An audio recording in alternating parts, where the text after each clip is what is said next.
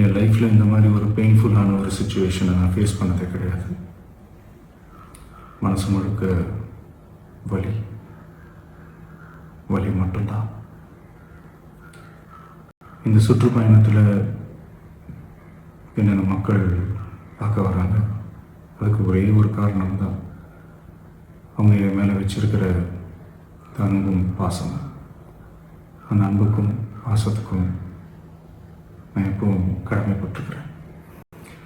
அதனால தான் இந்த சுற்றுப்பயணத்தில் மற்ற எல்லா விஷயங்களையும் தாண்டி மக்களுடைய சேஃப்டி, அதில் எந்த காம்ப்ரமைஸும் பண்ணிடக்கூடாதுன்றதுக்காக தான் அது என் மனசில் ரொம்ப ஆழமாக இருக்கும் அந்த எண்ணம்.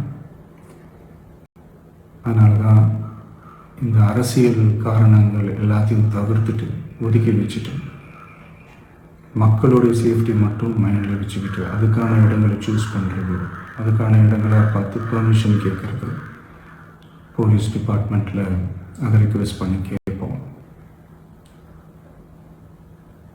ஆனால் நடக்கக்கூடாதது நடந்துருச்சு.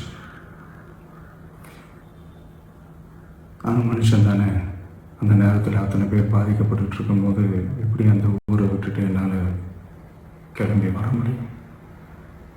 நான் திரும்ப அங்கே போகணும்னு இருந்துச்சுன்னா அதை ஒரு காரணம் காட்டி அங்கே வேறு சில பதட்டமான சுச்சுவேஷன்ஸ், வேறு சில அசம்பாவிதங்கள் அந்த மாதிரி எதுவும் நடந்துடக்கூடாதுன்றதுக்காக தான் நான் அவாய்ட் பண்ணேன்.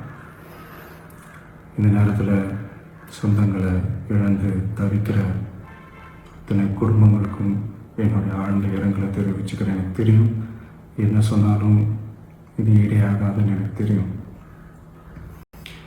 ஹாஸ்பிட்டலில் ட்ரீட் பண்ணிகிட்ருக்கிற எல்லாருமே சீக்கிரமாக க்யூர் ஆகி வரணுன்றது இந்த நேரத்தில் நான் வேண்டிக்கிறேன். கூடிய சீக்கிரமே உங்கள் எல்லாரையும் நான் சந்திக்கிறேன். இந்த நேரத்தில் எங்களுடைய வலிகளை, எங்களுடைய நிலைமையை புரிஞ்சுக்கிட்டு எங்களுக்காக பேசின அரசியல் கட்சிகளை சார்ந்த நண்பர்கள், தலைவர்கள் அனைவருக்கும் என்னுடைய நன்றியை தெரிவிச்சுக்கிறேன். கிட்டத்தட்ட ஒரு 5 மாவட்டத்துக்கு பிரச்சாரத்துக்கு போனோம். இந்த மாதிரி எதுவுமே நடக்கலாம். ஆனால் கரூரில் மட்டும் ஏன் எப்படி நடக்குது, எப்படி நடக்குது? மக்களுக்கு எல்லா உண்மையும் தெரியும். மக்கள் எல்லாத்தையும் பார்த்துக்கிட்டு இருக்கிறாங்க. கரூரை சேர்ந்த அந்த மக்கள் அந்த உண்மையெல்லாம் வெளியில் சொல்லும்போது எனக்கு கடவுளே நேரில் வந்து இறங்கி அந்த உண்மைகள்லாம் சொல்கிற மாதிரி எனக்கு தோணுச்சு. சீக்கிரமே எல்லா உண்மைகளும் வெளியில் வரும்.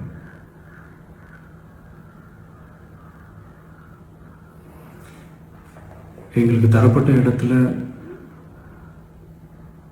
நாங்கள் போய் அந்த ஸ்பாட்டில் நின்று நாங்கள் பேசிட்டு வந்தோம். அதை தாண்டி எந்த தவறும் எங்கள் சைடில் நாங்கள் எதுவும் செய்யலை.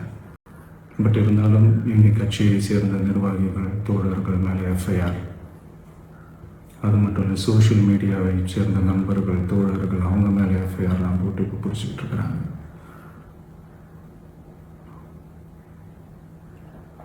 சிஎம் சார், உங்களுக்கு ஏதாவது இந்த பழி வாங்கணும் அப்படின்ற எண்ணம் ஏதாவது இருந்துச்சுன்னா என்ன வேணாலும் பண்ணுங்க. அவங்க மேலே கை வைக்காதீங்க. நான் ஒன்று வீட்டில் இருப்பேன், இல்லை நான் ஆஃபீஸில் இருப்பேன். என்ன வேணாலும் செய்யுங்க. நண்பர்களே, தோழர்களே,